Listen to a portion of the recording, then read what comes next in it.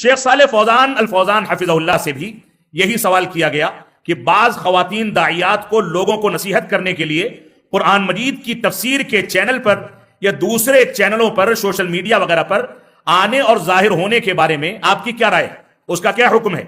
तो शेख फौजान हफिज़हुल्लाह ने फरमाया, शेख सालेह फौजान ने, कि मैं नसीहत करूंगा कि खवातीन लोगों के सामने जाहिर ना हो।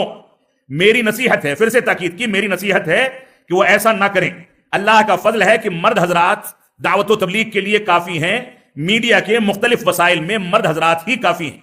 फिर से सवाल किया गया कि बाज लोगों का यह कहना है, ये मुतालबात आ रहे हैं कि दावत के मैदान में औरत का जाहिर होना जरूरी है और खवातीन के दुरूस और मुहाजरात की रिकॉर्डिंग होनी चाहिए, उसे नशर किया जाना चाहिए। और उन लोगों का कहना यह भी है कि औरत की आवाज के पर्दे वाली बात जो है यह शाद है और कमजोर है। यहां तक कि कुरान मजीद की तफसीर के चैनल ने भी यही बात कही है कि औरत की आवाज के पर्दे की बात शाज है। तो शेख सालेह फौजान हफिज़हुल्लाह फरमाते हैं कि अल्लाह रब्बुल आलमीन का फरमान है, फला तख़दअन बिलक़ौल फ़यत्मअल्लज़ी फ़ी क़ल्बिही मरद वक़ुल्न क़ौलन मअरूफ़ा। क्या ये लोग ये कहेंगे कि ये आयत करीमा भी शाज है?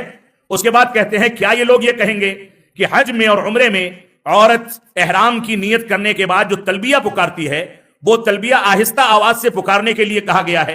क्या अल्लाह के नबी सल्लल्लाहु अलैहि वसल्लम का वो हुक्म भी शाज है? और उसके बाद फरमाते हैं कि अगर इमाम को लुकमे की जरूरत पड़े, मर्द हजरात लुकमा न दे सकें, तो औरतों को लुकमा देने में सुबहान अल्लाह कहने के बजाय या लुकमा देने के बजाय ताली बजाने का हुक्म दिया गया है। क्या ये हुक्म भी शाज है? शेख सालेह फौजान फरमाते हैं, ये जिहारत की बातें हैं। खवातीन का दायरे दावत खवातीन के साथ महदूद है, लिहाजा उससे हमको इज्तिनाब करना चाहिए।